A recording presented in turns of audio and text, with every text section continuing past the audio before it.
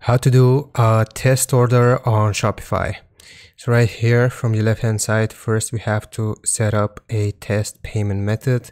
So for this we will choose settings. Once we have selected settings, we will go to payments here. And once we're taken to the payments page, we will choose a provider. Now right here we will be able to see bogus gateway, and it will say for testing. So this is the one that we want to select. Once we select it, then it will give us some information here that bogus gateway is meant for testing. Shopify will not charge you transaction fees. You can use the following codes in place of credit card numbers when you check out. So 1 to stimulate an approved transaction, 2 to stimulate a declined transaction, and 3 to simulate a gateway failure. So right here I will just click on activate, and this will have successfully activated bogus gateway. Now this was the first thing that we needed to do.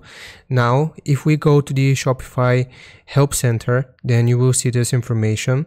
So how can we actually make a purchase? So this is the information that we need to use for bogus gateway. So name on card, we will type bogus gateway, and then for each of these numbers in turn, so like we just read previously, type 1 to simulate a successful transaction, so on and so forth.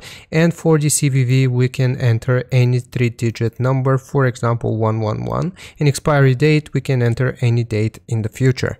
So that was the information that Shopify themselves support us with.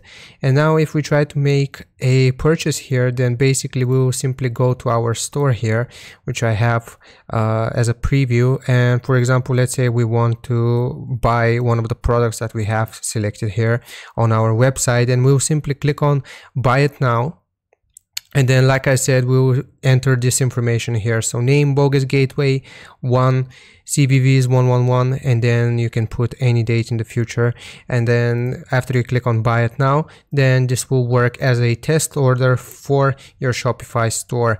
So I hope this helps you out. Don't forget to like and sub, and I'll see you next time.